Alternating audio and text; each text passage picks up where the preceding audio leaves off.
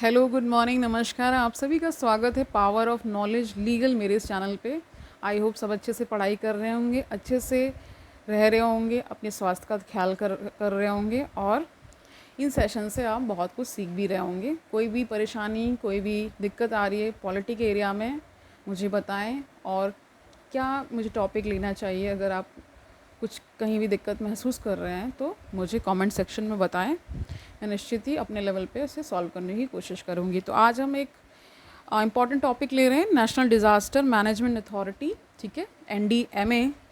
सभी को पता है, कहीं भी कुछ डिज़ास्टर हो जाता है तो ये काम करने लगता है, ये बॉडी। ठीक है, शुरू करते हैं आज का session. Let's get started. Establishment जानते हैं।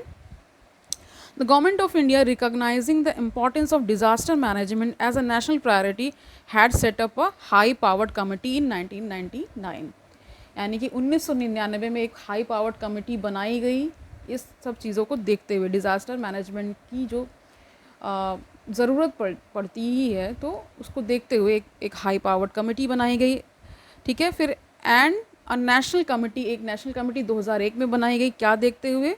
आफ्टर द गुजरात अर्थक्वेक, सभी को पता है गुजरात में अर्थक्वेक आया था। ठीक है, to make recommendations on the preparation of national disaster management plans and suggest effective mitigation mechanism. यानी कि जब कोई डिज़ास्टर आ जाएगा तो उसे हम कैसे मीट आउट करेंगे, क्या हमारी रणनीति होगी, क्या प्रोसीजर्स होंगे, कैसे हम इसको टैकल करेंगे, ये सारा फिर टैकल करने के लिए एक अथॉरिटी बनाई गई। ठीक है, जो कि बहुत सारे मेजर्स को बताती है कि हमें क्या करना चाहिए ऐसी अवस्था में। ठीक है, however after the Indian ocean tsunami of 2004, सबको पता है कि 2004 में सुनामी आया था।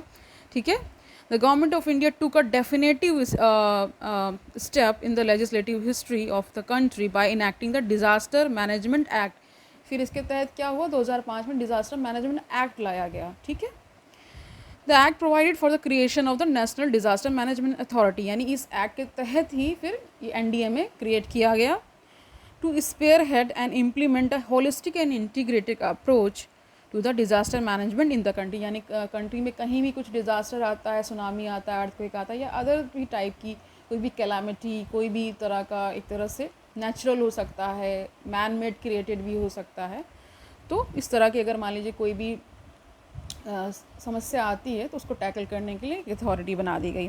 ठीक है, okay fine. Initially the man कह रहे हैं initially the NDMA was constituted in 2005 by an executive order of the government of India. Subsequently the NDMA was notified in 2006 under the provision of this act. ठीक है, तो इसके जान लेते हैं मेंबर्स और चेयरपर्सन के बारे में। तो NDMA consist of a chairperson and other members not exceeding 9, यानी 9 से ज़्यादा नहीं हो सकते हैं। Okay, the prime minister is the ex officio chairperson of the NDMA। यानी प्राइम मिनिस्टर इसके एक्स ऑफिशियो चेयरपर्सन होते हैं NDMA के। The other members are nominated by the chairperson of the NDMA।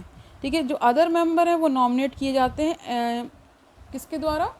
जो इसके चेयरपर्सन होते हैं NDMA के। The chairperson of the NDMA designates one of the members as the vice chairperson of the NDMA। ठीक है, एक vice chairperson भी होते हैं।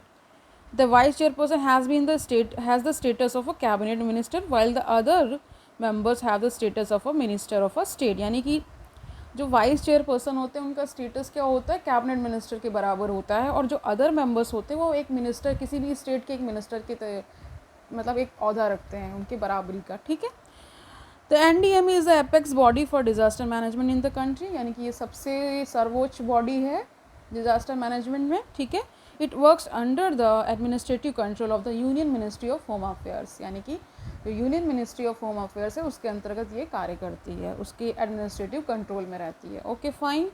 The NDMA was establish with the vision. क्या विजन था इनका वो जान लेते हैं। To build a safer and disaster resilient India by a holistic, proactive, technology driven and sustainable development strategy that involves all stakeholders and fosters a culture of prevention, preparedness and mitigation। यानी कि कैसे उसका prevention करना है, ठीक है, preparation कैसी रखनी है, और जब हो गया है डिज़ास्टर तो उससे कैसे मीट आउट करना, तो मिटिगेशन जो टेक्निक्स होती हैं वो कैसे क्या करना होता है, ये सब हमें क्या बताता है ये सब इनका कार्य होता है, ठीक है, एनडीएमए। तो ऑब्जेक्टिव्स जान लेते हैं इनके क्या ऑब्जेक्टिव्स हैं एनडीएमए के। शॉर्ट में हम एनडीएमए बोल रहे हैं बार बार, ठीक है, नेशनल डिज़ास्टर मैनेजमेंट अथॉरिटी को। Okay fine. तो पहला है कि to promote a culture of prevention, preparedness and resilience at all levels through knowledge, innovation and education. यानी कि एक ऐसा कल्चर डेवलप करना ताकि वहाँ प्रिवेंशन हो सके, ठीक है, एक तरह से हम तैयारी रखेंगे, और कोई भी मान लीजिए डिज़ास्टर हो जाता है तो उसके मिटिगेशन टेक्निक्स क्या होंगे, ठीक है, तो कैसे करते हैं, नॉलेज रखते हैं, कुछ ना कुछ इनोवेशन भी करते रहते हैं, और एजुकेशन तो करते ही करते हैं कि लोगों को बताते रहते हैं क्या क्या चीज़ें हो रही हैं। To encourage mitigation measures based on technology, traditional wisdom and environmental sustainability. इसका मतलब होता है कि जैसे टेक्नोलॉजी का यूज़ करके पहले से ही जाना जा सकता है कुछ केसेस में, ठीक है, तो वो सारा चीज़ करते हैं। ट्रेडिशनल जो हमारे चली आ रही हैं जो विजडम का मतलब होता है यहाँ पे, विजडम का मतलब है एक तो जानकारी और विवेक से कार्य करना जो होता है ना। और इन्वायरमेंटल में क्या, इन्वायरमेंटल जो सस्टेनेबिलिटी का मतलब होता है कि आप अभी क्या कर रहे हैं उसका असर आपको पता है आगे आने वाली जनरेशन से पड़ता है। आपने सुना ही होगा सस्टेनेबल डेवलपमेंट गोल्स, ठीक है। सस्टेनेबल डेवलपमेंट का मतलब ही होता है कि ऐसा हमें डेवलपमेंट करना है जिसमें प्रकृति जो है बहुत हद तक सेफ रह सके, और रिसोर्सेज का ऐसा इस्तेमाल करना है ताकि आगे आने वाली जनरेशन्स के लिए भी वो सोर्सेज बचे रहें, ठीक है। Okay fine. To mainstream disaster management into the developmental planning process, यानी कि उसको डिज़ास्टर मैनेजमेंट मान लीजिए ऐसा करना है ताकि उनका जो डेवलपमेंट है वो रुके ना, उसको स्ट्रीमलाइन मिल जाए, ओके, स्ट्रीमलाइन वो कर सकें। To establish institutional and technology free legal framework to create an enabling regulatory environment and compliance regime, यानी कि इसका मतलब होता है कि ऐसे इंस्टीट्यूशंस और टेक्नोलॉजी का मतलब डेवलपमेंट होना, ठीक है, ऐसा मतलब इन्वायरमेंट में एक तरह के रेगुलेशंस रखना कि इससे ज़्यादा दूषित ना हो पर्यावरण, ये सब चीज़ें भी वो ख्याल रखता है। To ensure efficient mechanism for identification, assessment and monitoring of disaster risk, यानी कि कहीं मान लीजिए कोई रिस्क है आपको, मतलब कुछ एरियाज़ होते हैं ना तो उनमें पहले से ही एक तरह से वार्निंग भी जारी की ही जाती है, ठीक है। तो एक ऐसा मैकेनिज़्म डेवलप करना और मतलब आइडेंटिफाई करना, फिर उसका असेसमेंट करना, प्रॉपर सब चीज़ होती ही होती है, ठीक है। To develop contemporary forecasting and early warning system backed by responsive and fail safe communication with information technology support, यानी IT का इस्तेमाल करके फॉरकास्ट कर देना, ठीक है, कहीं कुछ आने वाला है, कुछ हो सकता है, कुछ डिज़ास्टर हो सकता है, उसके बारे में भी जानकारी देते ही देते हैं हम, ठीक है। To ensure efficient response and relief with a caring approach towards the needs of the vulnerable sections of the society, यानी कि इनका जो रिस्पॉन्स सिस्टम है वो बहुत क्विक होता है, ये सभी को पता है, ठीक है। क्विक नहीं होगा तो फिर कोई मतलब ही नहीं है करने का भी। तो वनरेबल सेक्शंस का मतलब होता है जो कि प्रोन टू डिज़ास्टर्स हैं, यानी कि जल्दी ही वो ऐसी चपेट में आ जाते हैं, ठीक है। तो उनको एक तरह से केयर करना, एक अप्रोच डेवलप करना ताकि ये सारी जो चीज़ें हैं उनको प्रिवेंट किया जा सके। To undertake reconstruction as an opportunity to build disaster resilient structures and habitat for ensuring safer living, यानी सेफ़ लिविंग हो सके, अच्छे से सुरक्षित स्थानों पे लोग रह सकें। और मतलब ये भी आपको पता है कि बहुत सारे न्यूज़ में आता भी रहता है कि वहाँ की नेशनल डिज़ास्टर मैनेजमेंट टीम गई और वहाँ फिर उन्होंने रेस्क्यू ऑपरेशंस किए, बहुत सारी चीज़ें, जैसे कहीं बाढ़ आ गई, कहीं कुछ भी हो गया, तो यही बॉडी करती है। To promote a productive and proactive partnership with the media for disaster management, यानी मीडिया के साथ भी एक प्रोएक्टिव अप्रोच ये रखता है, बताता रहता है कि यहाँ ये चीज़ें हो रही हैं, ठीक है। एक प्रोएक्टिव यानी कि पहले से ही एक्टिव हो जाना, ठीक है, वो सारी चीज़ें। फंक्शंस जान लेते हैं। The functions of NDMA to lay down policies on disaster management, यानी पॉलिसीज़ बनाना डिज़ास्टर मैनेजमेंट से related. To approve the national plan, यानी कि एक नेशनल प्लान को अप्रूव करना। To approve plans prepared by the ministries of departments of government of India in accordance with the national plan. इस national plan के तहत ही जो सेवरल मिनिस्ट्रीज़ होती हैं उनके साथ एक तरह से प्लान्स को अप्रूव करना और एक तरह से हमेशा प्रिपेयर्ड रहना। Okay, to lay down guidelines to be followed by the state disaster management authorities in drawing up the state plan. यानी कि आपको सभी को पता है ये एनडीएमए नेशनल लेवल पे है और स्टेट लेवल पे क्या होती है, एसडीएमए होती है, यानी कि स्टेट डिज़ास्टर मैनेजमेंट अथॉरिटी। तो उनको भी प्लान्स बताते हैं ताकि वो स्टेट पे उसको सारा चीज़ कर सकें। ठीक है, to lay down guidelines to be followed by different ministries और departments for the government of India, है ना, for the purpose of integrating the measures for prevention of disaster और the mitigation of its effects in their development plans and projects. यानी कि ऐसी guidelines को बनाते हैं डिफरेंट मिनिस्ट्रीज़ के साथ कोऑर्डिनेट करके, ठीक है, ताकि एक इंटीग्रेटिंग मैकेनिज़्म यानी कि डेवलप हो सके, ताकि मान लीजिए कहीं स्टेट में कोई दिक्कत आ रही है तो स्टेट डिज़ास्टर मैनेजमेंट अथॉरिटी वहाँ पे कार्यरत रहती है, एक्टिव रहती है। ठीक है, और जैसे डेवलपमेंट प्लान्स वगैरह बनते प्रोजेक्ट्स बनते रहते हैं, उसमें नज़र रखती है कि कोई ना डिज़ास्टर हो जाए। ठीक है, ये सब चीज़ें to coordinate the enforcement and implementation of the policy and plan for disaster management. यानी आप सभी को पता है हमें तैयारी तो रखनी ही पड़ती है, कोई डिज़ास्टर होने से पहले भी हमें तैयारी रखनी पड़ती है। तो इसीलिए डिफरेंट इन्फोर्समेंट जो एजेंसीज़ हैं उनके साथ एक कोऑर्डिनेट करती है, उनके साथ कोलैबोरेट करती है। ठीक है, सहयोग से सारे काम होते ही होते हैं। ठीक है, to recommend provision of the funds for the purpose of mitigation. यानी यहाँ पे मान लीजिए कोई डिज़ास्टर हो गया तो वहाँ पे फंड्स रेज जो होते हैं तो रिकमेंड करती है कितना फ़ंड चाहिए, क्या सारी चीज़ें होंगी, ताकि वहाँ की जो स्थितियाँ हैं उसको ठीक किया जा सके। Okay, to provide such support to other countries affected by major disasters as may be determined the central government. यानी कि अदर कंट्रीज़ में मान लीजिए कोई मेजर डिज़ास्टर हो गया है तो सेंट्रल गवर्नमेंट की एक तरह से परमिशन लेकर के वहाँ पे भी वो अपना सपोर्ट एक्सटेंड कर सकती है। Okay fine, to take such other measures for the prevention of disaster or the mitigation or preparedness and capacity building for dealing with the threatening disaster situation or disaster as it may consider necessary। यानी कि ऐसे measures को लेती है ताकि disaster को prevent किया जा सके। ठीक है, मान लीजिए डिज़ास्टर हो गया है तो कैसे उसके बाद कार्रवाई होगी, कैसे क्या मैनेज होगा वो करना, और एक तैयारी हमेशा रखना। ठीक है, ताकि मतलब चीज़ों को प्रिवेंट किया जा सके, जहाँ तक प्रिवेंट हो सकता है तो प्रिवेंट करते हैं। जब मान लीजिए डिज़ास्टर हो गया है तब उसके बाद क्या क्या चीज़ें होनी वो सब ये डिसाइड करते हैं। ठीक है, to lay down broad policies and guidelines for the functioning of the national institute of disaster management. यानी कि NIDA भी है, यानी नेशनल इंस्टीट्यूट भी है इसके लिए, तो उसके लिए पॉलिसीज़ बनाती है। ठीक है, गाइडलाइंस जारी करती है फंक्शनिंग के लिए। ओके फाइन, तो एडिशनल फंक्शंस भी कुछ इसके हैं। तो it recommends guidelines for the minimum standards of relief to be provided to the person affected by disaster. Additional functions में इसको बता रहे हैं कि ऐसी गाइडलाइंस भी जारी रिकमेंड यानी वो जारी भी करती है, रिकमेंड भी करती है, ताकि जहाँ पे मान लीजिए डिज़ास्टर से जो अफेक्टेड लोग हैं, ठीक है, तो उनको एक मिनिमम स्टैंडर्ड ऑफ लिविंग और रिलीफ पहुँच सके।